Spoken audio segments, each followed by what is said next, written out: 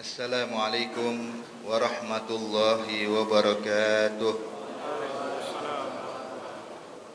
Bismillahirrahmanirrahim. Alhamdulillahi rabbil alamin. Allahumma salli wa sallim ala sayyidina Muhammadin wa ala ali sayyidina Muhammad. Nawaina ta'allum wa ta'lim, tadhakkur wa tadhkir, wa naf'a wal intifa', wal ifada wal istifada wal hatta ala tamassuki bi kitabillah wa sunnati rasulillah, wa du'a ilal huda wa dalala alal khair ibtigha wajhillah mardatihi wa qurbihi wa tawabihi subhanahu wa ta'ala. Qala al-muallif al-habib Umar bin Muhammad bin Salim bin Hafiz fi kitab Kutufil Falihin min Riyadhis Salihin lil-Imam an-Nawawi, nafa'anna Allahu bihima wa bi ulumihima wa bi ulumi sa'iris salihin fi darain amin ila anqal. An Abi Hurairah radhiyallahu anhu anna Rasulullah sallallahu alaihi wasallam qala hujibatin nar bisyahawat wa hujibatil jannah bil makarih, muttafaqun alaih. An Anas radhiyallahu anhu an Rasulillah sallallahu alaihi wasallam qala yatba'ul maytu thalatha ahluhu wa maluhu wa amaluhu wa yarju ithnani wa yabqa wahid yarju ahluhu wa maluhu wa yabqa amaluhu, muttafaqun alaih. An Ibn Mas'ud radhiyallahu anhu qala qala an-nabi sallallahu alaihi wasallam al-jannatu aqrabu ila ahadikum min syiraqi na'lihi wan naru mithla dzalik, rawahul Bukhari. Alhamdulillah, hadirin hadirat yang dimuliakan Allah Subhanahu wa taala, kita bersyukur kehadiran Allah Subhanahu wa taala pada kesempatan di malam hari ini kembali kita dikumpulkan untuk bertatap muka, bermuajahah, mempelajari daripada hadis-hadisnya Nabi besar Muhammad sallallahu alaihi wasallam. Yang mana saat ini kita memasuki hadis ke-15 yang diriwayatkan oleh Abu Hurairah radhiyallahu ta'ala anhu ardhah, bahwasanya Rasulullah sallallahu alaihi wasallam bersabda, hujibatin nar bisyahwat wa hujibatil jannah bil makarih. Nabi menyatakan bahwa neraka itu dipagari atau dikelilingi dengan syahwat. Ibaratnya kayak Allah gambarkan atau digambarkan oleh Nabi Muhammad, surga dan neraka itu bagaikan rumah, yang mana rumah tersebut memiliki pagar. Jadi orang kalau pengen masuk ke dalam rumah harus melintasi pagar, yang arti kalau udah melintasi pagar tinggal masuk ke dalam rumahnya. Kalau sudah melewati pagarnya tinggal masuk ke dalam rumahnya. Nah, rumah di sini ada surga, ada neraka. Kalau neraka itu pagarnya adalah syahwat, sesuatu yang selalu diinginkan oleh hawa nafsu kita. Sedangkan surga pagarnya itu dikelilingi dengan hal-hal yang tidak mengenakan buat hawa nafsu kita. Makanya hadirin hadirat yang dimuliakan Allah, kalau barang siapa yang hidup di dalam dunia menghabiskan waktunya untuk melampiaskan hawa nafsunya, maka dia tanpa disadari dia telah masuk ke dalam pagarnya api neraka dan tinggal masuk ke dalamnya, na'udzubillah min dzalik. Namun sebaliknya, jikalau dia di dalam kehidupan dunia berusaha mengekang hawa nafsunya, berusaha melakukan sesuatu yang bertentangan dengan hawa nafsunya, maka tanpa disadari dia telah masuk ke dalam pagarnya surga dan insya Allah akan masuk ke dalam surga. Maka Nabi menyatakan dalam hadis, kata Rasulullah sallallahu alaihi wasallam, al-kayyis man dana nafsahu wa amila lima ba'dal maut, wal ajiz man ittaba hawahu man ittaba nafsahu hawah ta'ammal bid dunya wa tamanna bil dunya bil amani. Nabi menyatakan bahwasanya orang yang cerdas itu, Bapak Ibu sekalian, adalah orang yang bisa menundukkan hawa nafsunya. Dikekang tuh hawa nafsu, sebab nafsu itu, hadirin hadirat yang dimuliakan Allah, selalu condong membawa kita kepada perkara yang dibenci dan diharamkan Allah. Sebagaimana Allah nyatakan dalam Al-Quran, inna nafsa la ammaratun bisu, bahwa nafsu itu selalu mengajak kita untuk berbuat keburukan, berbuat maksiat. Dan ajakan hawa nafsu ini, Bapak Ibu sekalian, lebih dahsyat dibandingkan ajakan syaitan. Syaitan membisikkan kita untuk bermaksiat. Hawa nafsu juga kalau kita nggak kuasai, hadirin, dia bakal menarik kita untuk melakukan maksiat. Bahkan dinyatakan dampak atau buruknya hawa nafsu itu lebih dahsyat dibandingkan 70 syaitan. Jadi 70 syaitan itu nandingin satu hawa nafsu. Ya Allah. Lalu bagaimana kalau semuanya dalam kehidupan dilampiaskan semua hawa nafsunya, yang diinginkan dikerjakan sama dia, tanpa bisa mengekang. Hadirin yang kayak begini, tentunya bakal terjerumus ke dalam api neraka Allah Subhanahu wa taala. Makanya di sini Nabi bilang al-kayyis, orang yang cerdas yang bisa mengekang hawa nafsunya. Sebab kata ulama, hawa nafsu itu ibaratnya bagaikan kuda yang liar. Kuda yang liar, hadirin, kalau kita tunggangi, itu kuda yang bakal bawa kita, bukan kita yang bisa mengarahkan kuda.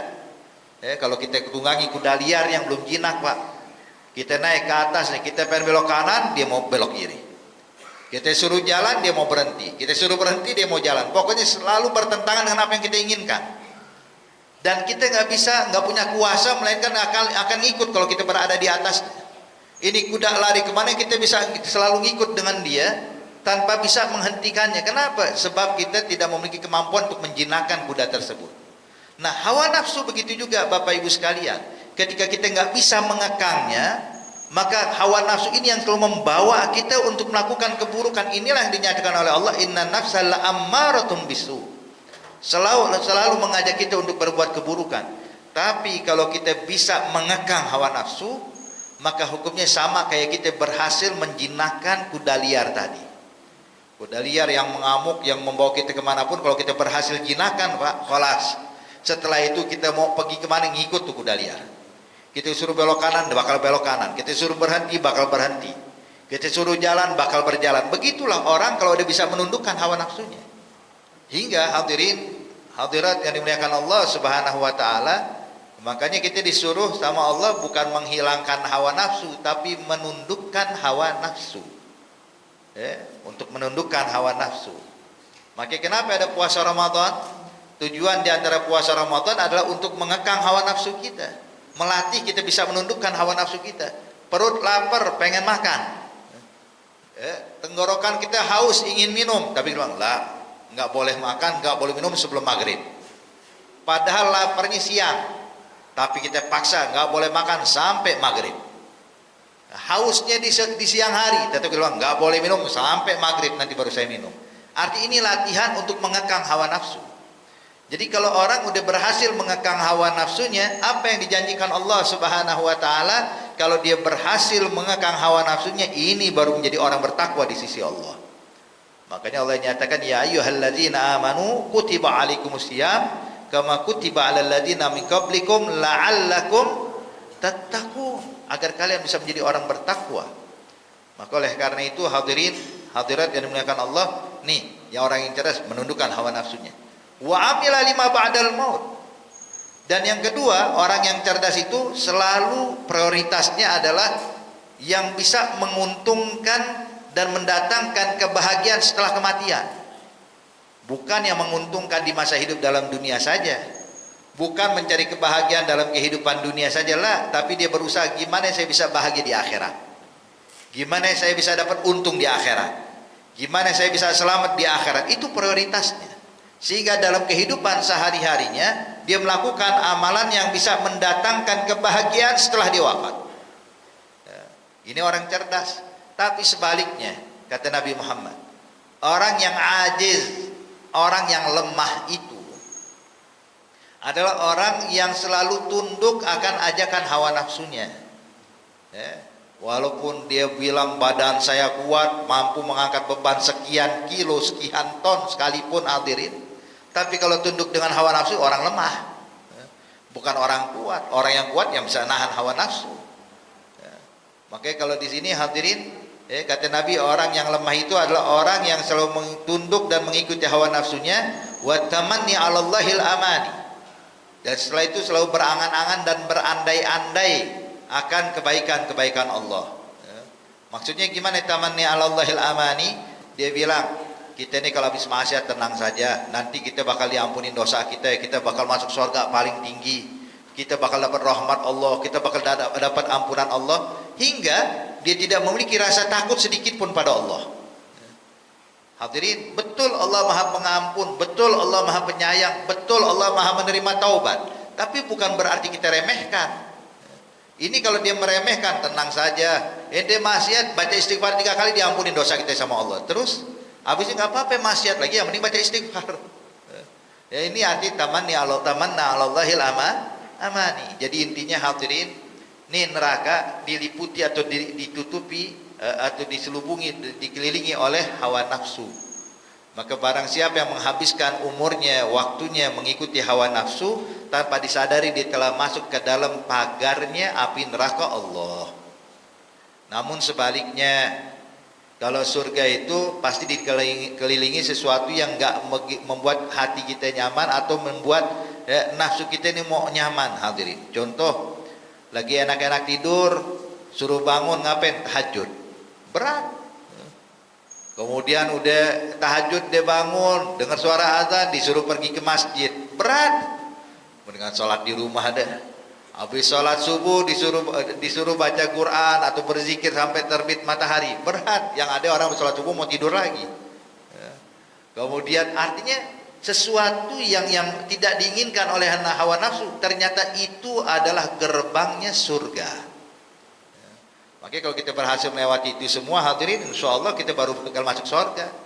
Ya, makanya Nabi bilang dalam hadis, kata Rasulullah sallallahu alaihi wasallam, afsus salam, atimut ta'am, silil arham, wa salli bil lail wa nasniyam tadkhul jannah bisalam.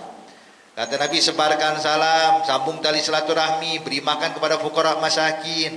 Kemudian salat di malam hari ketika orang lagi asik tidur, kita bangun melaksanakan salat. Kata Nabi, kalau kalian lakukan itu, maka kalian bakal masuk ke dalam surga dengan selamat. Saat orang lagi istirahat, kita bangun.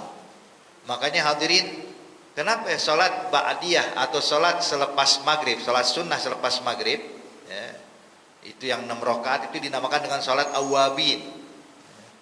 Kenapa dinamakan awwabin? Kita kenal sholatul awwabin, ya, sholat sunnah yang dilakukan selepas maghrib. Ya, minimal kalau nggak salah 6 rakaat kata ulama. Ya, dalam riwayat sampai 20 rakaat. Jadi 6 rakaat sampai 20 rakaat namanya salat awwabin. Kenapa dinamakan salat awwabin? Sebab salat awwabin itu arti awwab, arti orang yang kembali kepada Allah. Saat orang lupa dari Allah, datang dia kembali kepada Allah, maka dinamakan awwabin. Sebab kalau orang dulu kan kerja Bapak dari pagi sampai sore, ya, maka mereka itu kalau ba'dal maghrib itu bawaannya pengen nyender terus. Pengen berbaring, pengen tidur. Kenapa? Lelah, capek dalam pekerjaan sepanjang hari. Maka mereka berharap untuk bisa tidur. Namun ada sebagian orang ketika orang sedang beristirahat, datang dia bangun, berdiri melaksanakan sholat sunnah. Maka sholat sunnah pada waktu ba'dal maghrib itu dinamakan awwabin. Saat orang lagi lalai, dia ingat dengan Allah. Makanya sebagian ulama mengatakan juga sholat duha itu sebenarnya juga sholat awwabin, Pak.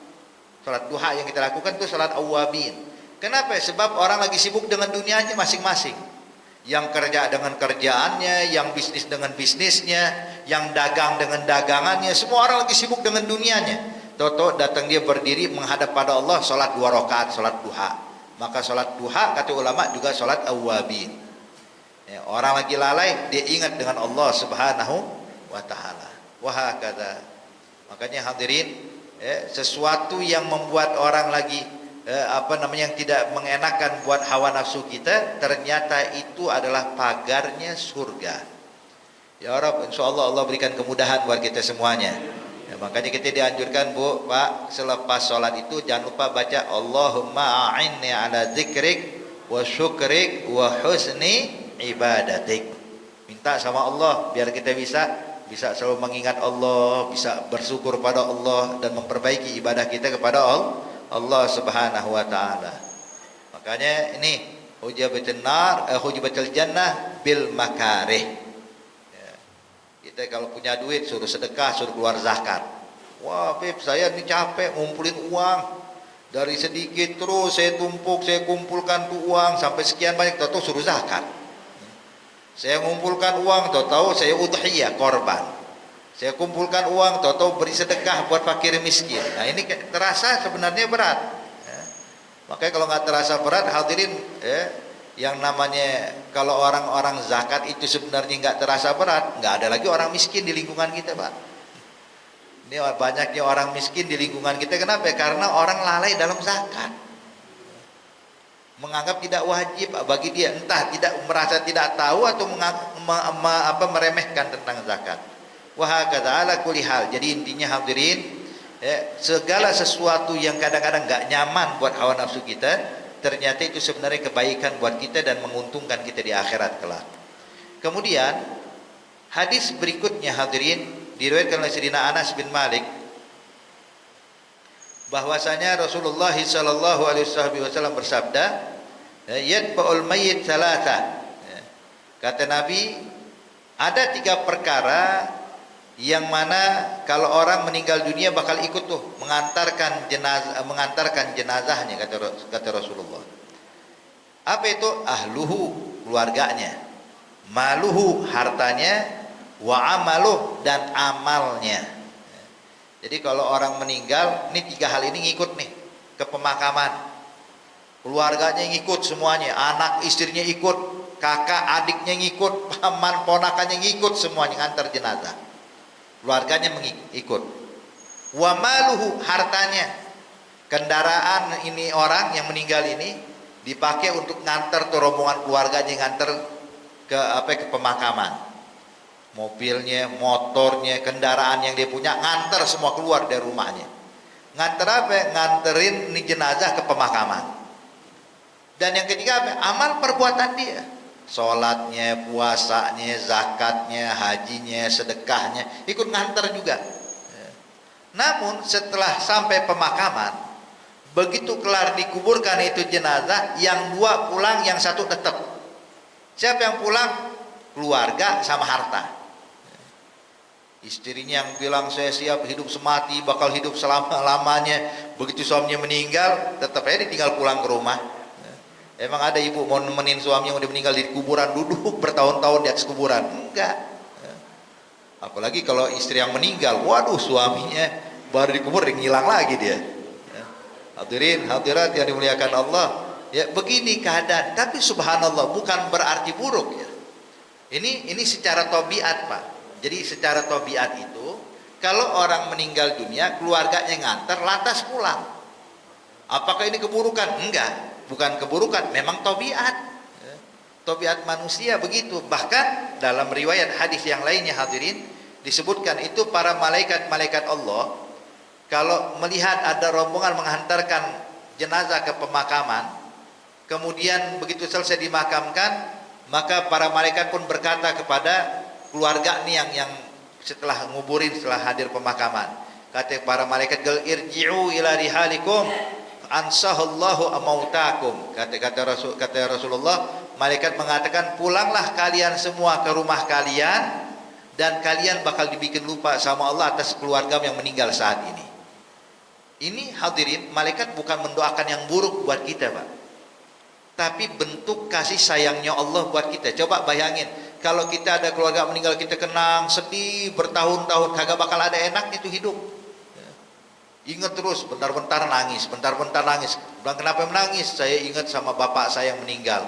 Bilang, kapan bapak Anda meninggal? 10 tahun yang lalu. Kesian, gak bisa ngapa-ngapain 10 tahun, cuman bisa menangis doang hadirin. Tapi ternyata kita dibikin lupa, itu bentuk rahmatnya Allah, sehingga kita tetap bisa melakukan aktivitas kehidupan kita. Ala kulli hal. Jadi intinya keluarga pulang, harta pulang, yang nemenin kita apa? Amal.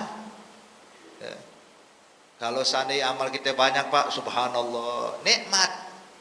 Di dalam kubur tuh ya Allah, ya, ada pahala sholat kita, pahala puasa kita. Bahkan dalam riwayat hadis itu amal ibadah kita, Bu, Pak, nanti di dalam kubur tuh dirubah wujudnya oleh Allah bagaikan wujud seorang manusia yang indah dan tampan wajahnya, ya, sehingga nemenin kita tuh, ya, nemenin ngobrol, nemenin ini sampai kapan? Terus sampai yaumil qiyamah, ya, sampai hari kiamat. Bukan sehari 2 hari di dalam kubur, bukan setahun 2 tahun, bukan 10 tahun, bukan 100 tahun, terus ribuan tahun.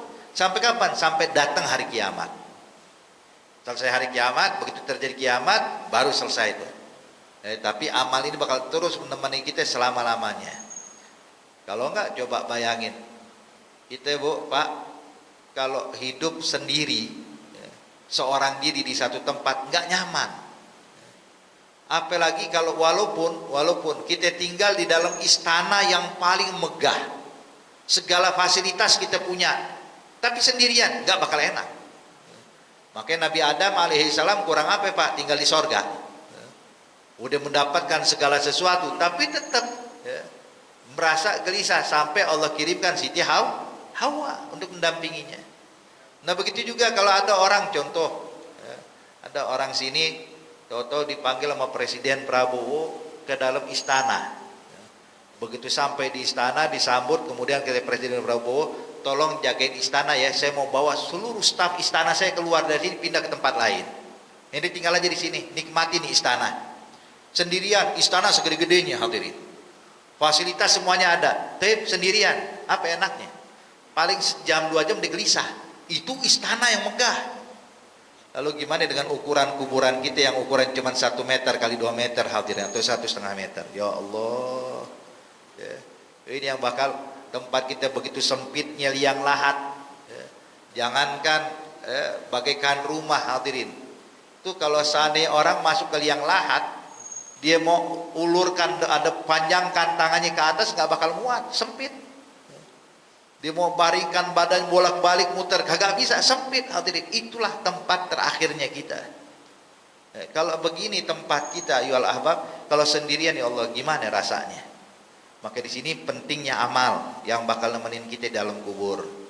Wahakada. Namun itu kalau amalnya baik, maka Allah bakal rubah wujudnya bagaikan sosok yang begitu indah wajahnya, yang bisa nemani kita begitu santunnya sampai yaumil qiyamah. Namun jikalau amalnya buruk, amalnya isinya maksiat, pelanggaran, hal yang haram, hal-hal yang dibenci oleh Allah, nanti itu amalnya dia, maksiatnya dia itu nanti dirubah juga menjadi sosok hadirin. Cuman sosok yang buruk wajahnya, buruk rupanya, hingga kita nggak merasa nyaman untuk memandang wajahnya. Bahkan kita berharap mendingan saya hidup sendiri kalau dibandingkan ada dia. Cuman Allah jadikan itu hukuman, na'udzubillah min dzalik, buat orang yang selalu bermaksiat. Makanya hadirin, hadirat yang dimuliakan Allah Subhanahu wa taala, kembali kepada hadis yang pertama saya sampaikan, al-kayyis man dana nafsahu wa amila lima ba'dal maut. Beramal untuk mendapatkan kebahagiaan setelah kematian. Maka coba kita renungkan saat ini ayolah ahbab, ya, kira-kira amal kita udah cukup atau belum untuk nemenin kita dalam kubur. Kalau kita merasa belum, ayo perbanyak ya. Fastabiqul khairat, berlomba-lomba dalam kebaikan. Maka dalam hadis kata Rasulullah, gal al-yawm rihan wa ghadan asibak ghayatuhul jannah wa halikum man dakhalahun nar. Nabi menyatakan dalam hadis, al-yawm rihan, hari ini rihan. Apa itu rihan? Rihan itu ibarat kayak orang sedang masuk pacuan kuda, berlomba dengan kudanya. Orang yang berpacu dengan kuda, berlomba hadirin, mana yang lebih unggul. Maksud al-yawm itu adalah kehidupan kita di dunia. Jadi kehidupan kita di dunia ini hendaknya seperti orang yang sedang dalam pacuan kuda, ya. Artinya jangan sampai kalah, terus berlomba-lomba untuk lebih unggul dibandingkan yang lainnya. Wa ghadan asibab, sedangkan hari esok, hari akhirat itu asibab, nanti baru bakal seseorang pantas untuk mendapatkan hadiah atas apa yang dilakukan oleh dia. Juara 1 kah, juara 2 kah, juara 3 kah, atau tidak ada juara sama sekali, ya. Itu di akhirat, ya. Jadi kalau sekarang ini tempatnya amal, kalau akhirat tempatnya kita mendapatkan bayaran, ganjaran dari Allah. Allah nyatakan dalam Al-Quran, kullu nafsin za'iqatul maut wa innama tuwaffawna ujurakum yaumal qiyamah. Ya, kita semua nanti di hari kiamat tuh, di hari akhirat tuh, tuwaffawna ujurakum. Allah Subhanahu wa taala akan memberikan balasan yang setimpal atas apa yang kita lakukan semasa hidup di dalam dunia. Ya, kita berbuat apa di dalam dunia, kita bakal dapatkan tuh semuanya. Hakada. Kemudian al-jannah wal ghayatu wal jannah, dan puncaknya hadiah yang diberikan Allah buat kita adalah surga. Wa halikun liman dakhalan nar, dan orang yang binasa adalah orang yang terjerumus ke dalam api neraka Allah. Ya, maka ini hadirin, ayo kita berlomba-lomba dalam kebaikan. Ya, lihat para sahabat-sahabat Pak, Bu, mereka itu benar-benar berusaha nggak mau kalah dari sahabatnya dalam kebaikan. Bukan dalam harta, bukan dalam kekayaan, bukan dalam jabatan, tapi dalam kebaikan. Sampai disebutkan dalam hadis, kata Rasulullah, datang beberapa sahabat yang fuqara, masakin, orang-orang miskin dari kalangan sahabat datang pada Nabi Muhammad. Mereka pun berkata, "Qal ya Rasulullah, zahaba ahlud duthur bil ujur. Yusallun kama nusalli, yasumun kama nasum, wa yatasaddaqun bi fuduli amwalihim." Dia bilang, "Ya Rasulullah, orang-orang kaya di antara kita, orang yang memiliki kelebihan harta di antara kita, pahalanya jauh lebih banyak dibandingkan kita ya Rasulullah. Kita ketinggalan sama mereka. Kenapa? Mereka sholat sebagaimana kami sholat. Mereka puasa sebagaimana kami puasa. Namun satu yang kami nggak bisa, satu hal ya Rasulullah." Dia bilang apa? Mereka bisa sedekah, sedangkan kami nggak bisa sedekah. Ya. Jadi kita kalah di sini ya Rasulullah. Ya. Jadi lihat, sahabat-sahabat ini Pak, iri kepada orang kaya bukan karena hartanya banyak, bukan karena punya jabatan lah, tapi orang kaya bisa mendapatkan pahala sedekah, sedangkan kita nggak bisa dapat pahala sedekah. Mereka bisa dapat pahala zakat, sedangkan kita nggak bisa dapat pahala zakat. Itu yang diharapkan oleh para sahabat. Sampai dalam urusan kebaikan kayak begini hadirin, sampai Nabi pun memberikan isyarat kepada para sahabat. Kata Rasulullah, "Ala adullukum anna likulli tasbihatin sadaqah, wa kulli tahmidatin sadaqah, wa kulli takbiratin sadaqah, wa kulli tahlilatin sadaqah, wa amar ma'ruf sadaqah, nahi mungkar sadaqah."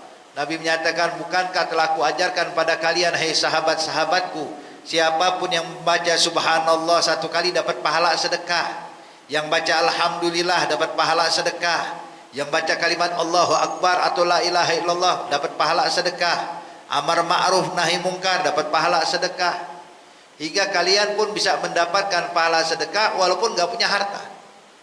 Maka sahabat-sahabat ini pun senang. "Oh begitu ya Rasulullah." Betul. Pulang Pak ke rumah, ternyata hadis yang disampaikan ini kedengaran sama orang kaya. Akhirnya orang kaya udah sedekah pakai duit, banyakin baca tasbih, baca subhanallah, subhanallah, baca alhamdulillah, baca la ilaha illallah, sehingga bukan jadi amalan khusus kaum fuqara.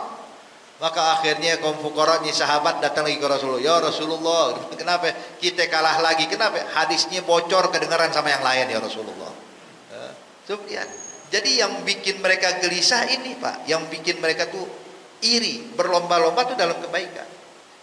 Bahkan Sayyidina Umar Ibn Al-Khattab, Amirul Mukminin, itu selalu yatanafas, berlomba-lomba dengan Sayyidina Abu Bakar Siddiq radhiyallahu ta'ala anhu arda, dalam segala hal. Pokoknya pengen dia ini lebih unggul daripada Sayyidina Abu Bakar Siddiq. Ternyata nggak bisa. Abu Bakar selalu jauh di depan, lebih unggul dibandingkan Umar bin Khattab. Sampai pernah sekali waktu, hadirin hadirat yang dimuliakan Allah, waktu Nabi mengajak para sahabat untuk menyumbangkan sebagian hartanya demi membantu pasukan muslimin untuk berjihad di jalan Allah.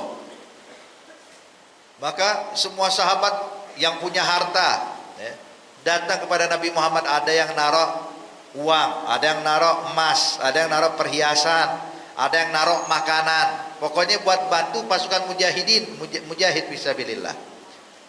Gak lama datang Sayyidina Umar. Sayyidina Umar bawa karung, digotong sendiri banyak, bukan main. Kemudian ditaruh di hadapan Nabi Muhammad, diletakkan tuh harta, diletakkan depan Rasulullah.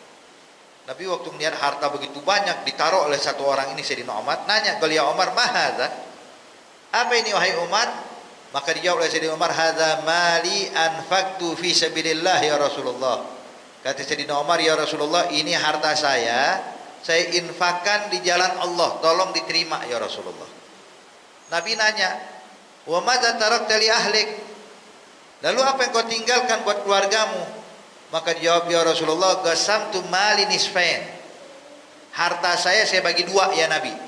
Saya bagi dua, 50% buat keluarga saya, nah ini 50% sisanya. Ya. Jadi kira-kira zaman sekarang ada nggak orang sedekah 50% dari hartanya? Nggak ada ya. Punya duit 1 miliar, ada nggak orang mau sedekah 500 juta? Nggak ada, sulit. Ya. Kata. Jadi semua setengah harta diinfakkan di jalan Allah. Maka Nabi pun senang didoain sama Rasulullah.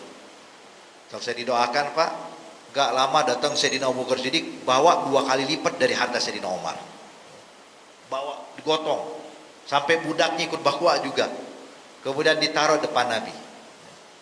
Nabi waktu melihat kayak begini kaget. Kenapa yang dibawa Abu Bakar Siddiq lebih banyak daripada Sayyidina Umar? Ditanya, "Qal ma hadza ya Abu Bakar?" Apa ini wahai Abu Bakar? "Qal hadza mali anfaqtu fi sabilillah." Ini hartaku ya Rasulullah, saya infakkan di jalan Allah.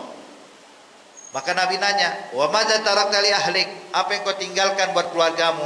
Dia bilang, "Ya Rasulullah, yang saya tinggalkan buat keluarga saya cuman Allah dan Rasulnya." Arti saya ajarkan mereka cinta pada Allah, cinta pada Rasul, yakin pada Allah, yakin pada Rasul, hingga saya enggak tinggalkan sepeser harta pun sedikit pun.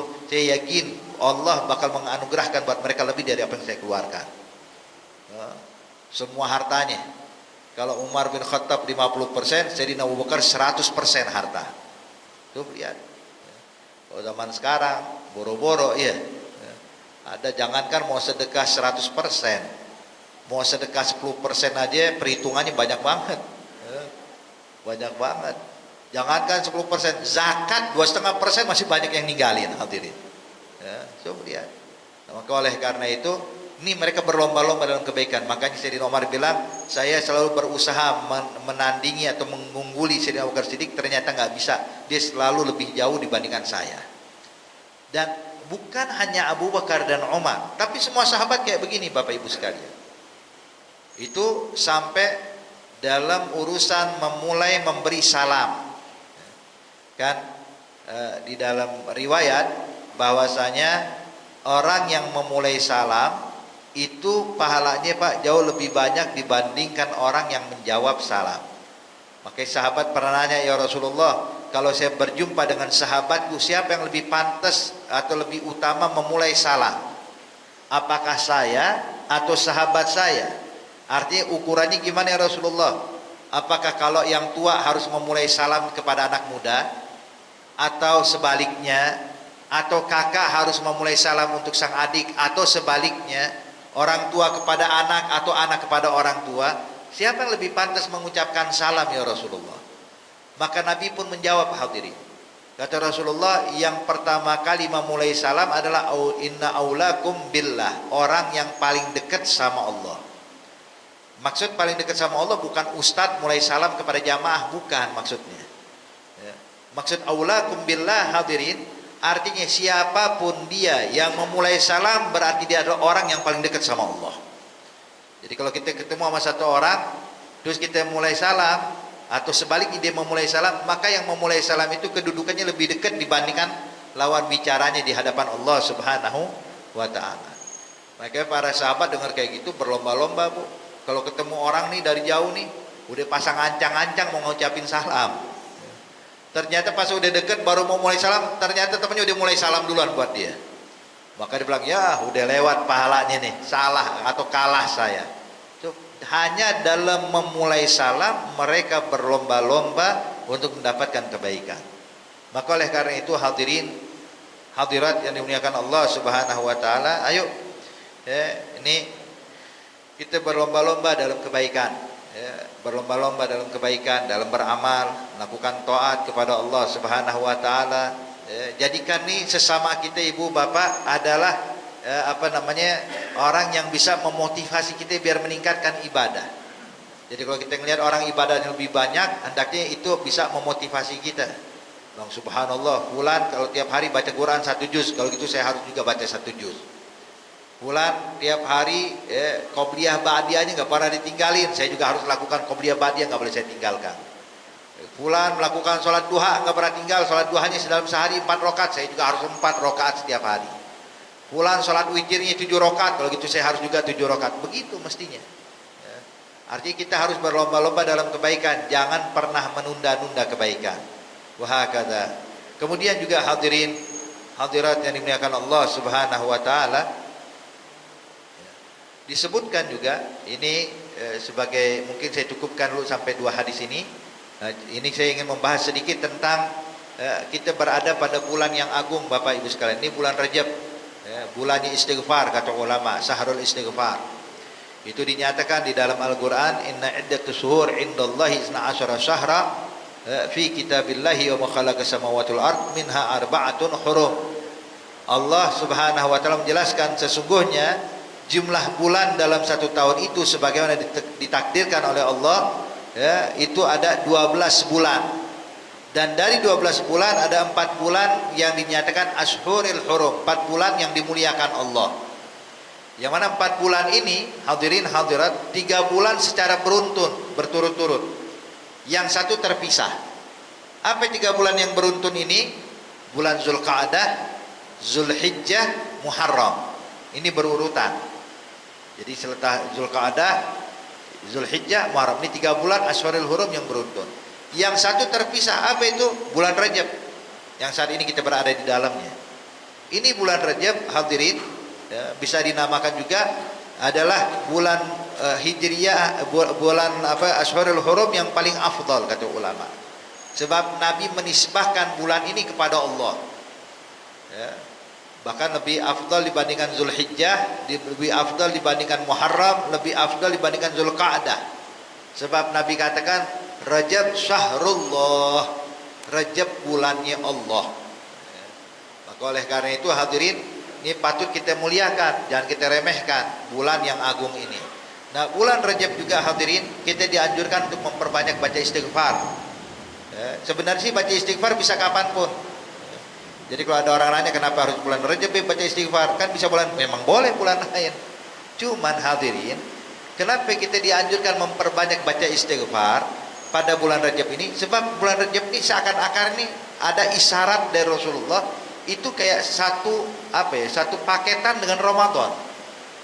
Maka Nabi kalau ketika masuk malam pertama bulan Rajab, apa doanya Nabi? Nabi katakan Allahumma barik lana fi Rajab wa Sya'ban wa ballighna Ramadan.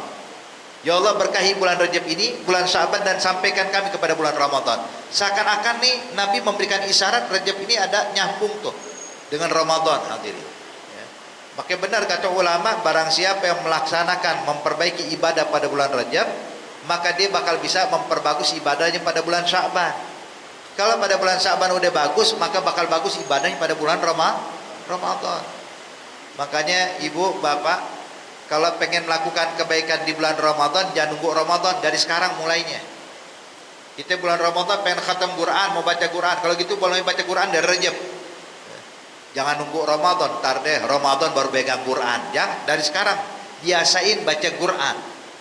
Ya, kalau kita pengen bulan Ramadan nanti, Beb, saya pengen banyakin sedekah, jangan nunggu Ramadan, dari sekarang banyakin sedekah. Kalau kita punya ancang-ancang nanti di bulan Ramadan, Beb, insya Allah saya bakal menjaga lisan saya dari hal-hal yang haram, saya jaga lidah saya daripada gosip. Kalau gitu mulainya dari Rajab. Kenapa hadirin? Sebab ini ibaratnya satu paket, seakan-akan satu paket. Kalau seandainya kita enggak mempersiapkan dari bulan Rajab, maka ambil kabar, semangat kita di bulan Ramadan cuma bertahan sehari sampai 2 hari doang. Hari pertama mah Masya Allah Quran gak lepas, bu. Bulan Ramadan baca Quran sehari 5 juz, 7 juz, Masya Allah hari pertama. Hari kedua, hari ketiga mulai kendor ya. Nah, ini kan sekarang ini hal kayak gini sering kita lihat. Kita kalau bulan Ramadan hadirin, malam pertama Pak, masjid penuh sholat tarawih. Bahkan sebagian tempat sampai nutup jalan, luber tuh jamaah, ya, nggak muat, sehingga orang kalau pengen lewat itu mesti dialihkan lewat gang lain, hadirin. Ya, kenapa dipakai buat sholat tarawih? Cuman sayang ditutup jalan, cuman bertahan 5 hari doang. Hari ke-6 mulai dibuka lagi. Kenapa? Ada kemajuan jamaahnya, ya, makin maju ke dalam masjid ya. Ya, ini ya hadirin, kenapa? Sebab tidak membiasakan dari Rajab. Ya.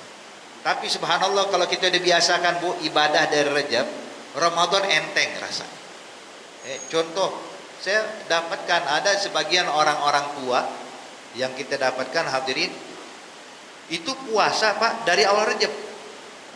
Puasa bukan sehari 2 hari, bukan Senin Kamis, bukan. Full, 1 bulan penuh bulan Rajab dia puasa. Sya'ban full dia puasa. Ramadan mah enteng, orang lagi nahan lapar, nahan haus, dia udah biasa. Kenapa? Udah biasa dari Rajab udah mulai puasa. Ya, makanya hadirin, ya, ibaratnya nih kalau kita mau gambarkan, ya, kalau ibu bapak punya mobil, ya, Ini mobil nggak pernah dipakai, nggak pernah dipanasin. Tahu-tahu begitu dia berlalu 1 tahun, mobil nginep di garasi, nggak pernah dihidupkan, nggak pernah dipakai, nggak pernah dipanaskan.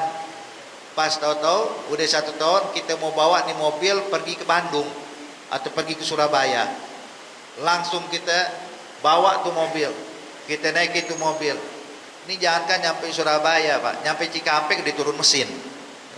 Kenapa? Nggak sanggup, karena memang belum terbiasa, mati nggak pernah bergerak. Sama juga kalau kita selama 1 tahun nggak pernah megang Quran, tahu-tahu bulan Ramadan pengen khatamin Quran.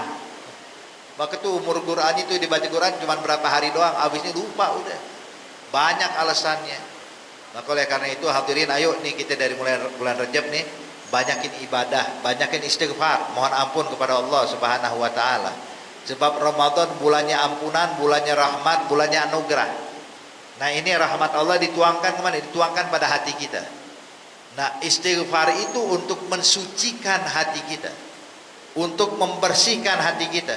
Jadi ibaratnya kalau ada orang pengen menuangkan kita madu yang paling berkualitas, dia bakal bagi kepada kita, Pak, saya ingin bagi Bapak madu yang sangat berkualitas, yang paling mahal, yang paling bagus. Kita bilang, saya mau kalau gitu. Kata yang punya madu, kalau gitu ambil wadahnya dulu dong. Begitu kita ambil wadah, Bu, wadah kita ini yang kita bawa kotor, belum dibasuh. Kira-kira madu jadi dituangin nggak? Enggak. Dia bilang bersihin dulu wadahnya. Wadah udah bersih, udah kering, bawa kemari baru saya tuangkan madu. Baru nggak berubah daripada kualitas ini madu. Begitu juga hadirin, Ramadan Allah siap tuangin rahmat.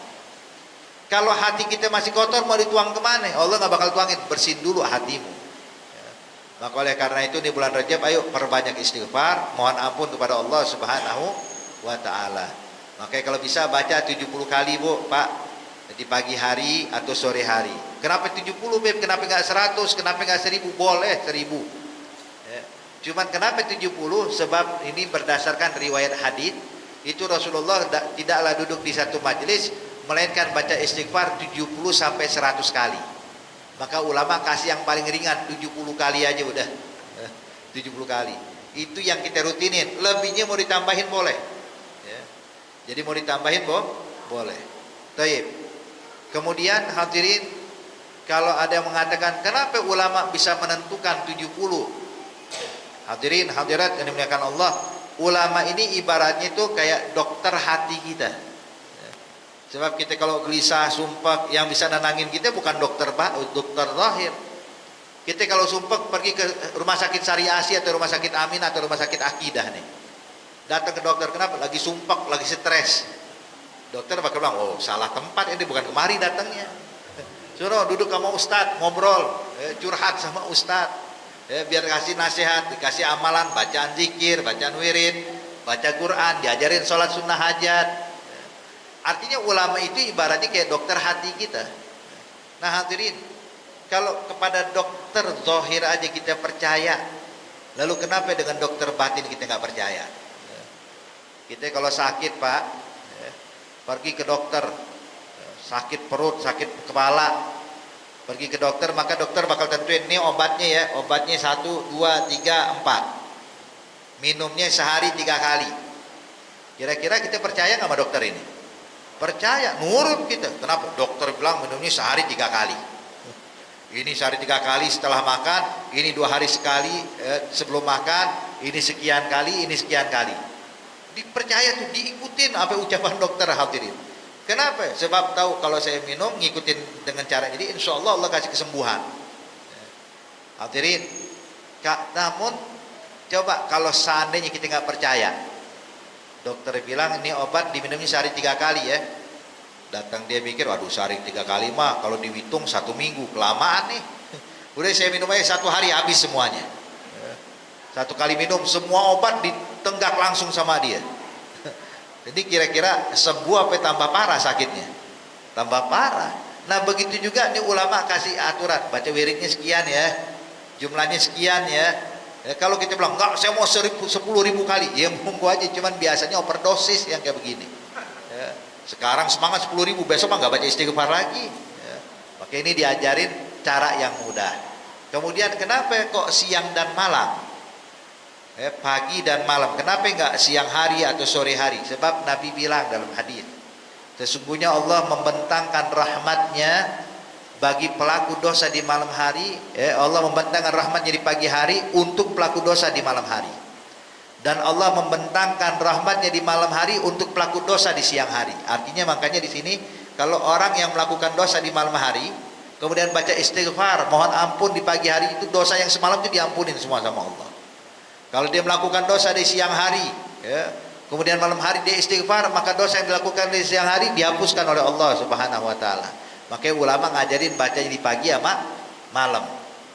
Kemudian hadirin, sirah yang dibaca istighfar itu dengan ucapan Rabbighfirli warhamni wa tub alayya. Rabbighfirli warhamni wa tub alayya. Terserah. Kalau ada yang bilang saya mau ganti istighfarnya boleh aja. Kenapa kok pakai sigar Rabbighfir warhamni wa tub alayya? Sebab memang ada riwayat hadis Nabi itu kalau duduk di satu majlis baca istighfar Rabbighfirli warhamni wa tub alayya sebanyak 70 kali. Maka ulama pilih ini sigar istighfar. Dibaca ini. Wah, jadi intinya ulama hadirin ngajarin ini, baca itu bukan dibuat-buat, bukan semaunya, tapi mereka udah meriset daripada hadis-hadis Rasulullah. Mereka udah kaji hadis-hadis Nabi Muhammad, maka dipilihlah untuk kita untuk mengamalkan hal tersebut. Hakadha. Kemudian juga hadirin hadirat yang dimuliakan Allah Subhanahu wa taala, sebelum saya tutup juga saya ingin mengundang kepada Bapak Ibu sekalian, insyaallah besok malam tanggal 3 Januari atau bertepatan dengan tanggal 14 Rajab insyaallah, saya mengundang antum sekalian semuanya, yang laki maupun yang perempuan, untuk menghadiri perayaan daripada Isra Mi'raj dan juga Maulid Nabi Muhammad, dan sekaligus haul kedua orang tua kami nanti di Majlis Ta'lim Riyadhul Jannah di Joglo Jakarta Barat, di belakang SPBU Joglo. Ini undangan untuk umum insyaallah. Kita mulai acara itu dari maghrib, kita mulai udah ada kegiatan, kemudian sampai Isya, baru nanti setelah itu kita lanjutkan sampai selesai. Insyaallah acara kita enggak terlalu malam, paling setengah 11 sudah selesai. Jadi undangan untuk semuanya, mau hadir setelah sholat Isya boleh, atau selepas sholat maghrib juga boleh. Intinya itu acara kita mulai dari maghrib, dan undangan untuk umum silahkan juga disampaikan kepada yang lainnya. Insyaallah yang saya sampaikan bisa bermanfaat dan bisa kita amalkan dan praktekkan dalam kehidupan kita, dan Allah angkat bala musibah dari saudara-saudara kita muslimin, khususnya yang ada di Sumatera dan juga di berbagai macam tempat. Allah jauhkan negara kita daripada musibah, dari bala. Allah angkat segala macam hal keburukan. Allah jadikan negara kita baldatun thayyibatun wa rabbun ghafur, dan Allah selamatkan kaum muslimin di berbagai macam penjuru dunia, baik yang di Palestina, baik di Irak, di Syam, di Yaman, dan di berbagai macam tempat. insyaallah Allah berikan kemenangan, Allah berikan kekuatan buat mereka, Allah berikan kesatuan buat mereka, dan Allah selamatkan mereka dari berbagai macam fitnah. Dan kita yang hadir saat ini insyaallah dipanjangkan usia kita sampai bulan Ramadan yang akan datang dalam keadaan sehat wal afiat, dan insyaallah Ramadan yang akan datang bukan Ramadan terakhir buat kita. Kita masih dapetin Ramadan berikutnya, Ramadan selanjutnya dalam keadaan sehat wal afiat, dan selalu mendapatkan perlindungan dari Allah Subhanahu wa taala. Allahumma ja'al jam'ana hadza jam'an marhuma wa tafarruqana min ba'dihi tafarruqan ma'zuma wa la taj'al fina wa la ma'ana syaqiyyan wa la mahruma. Allahumma hdina bihudak waj'alna mimman yusari'u fi ridhak wa la tuwallina waliyan siwak wa la taj'alna mimman khalafa amrak wa asak. Ala hadhihi niyya wa kullu niyatin salihah wa ila hadratin Nabi Muhammadin sallallahu alaihi wasallam. Al-Fatihah.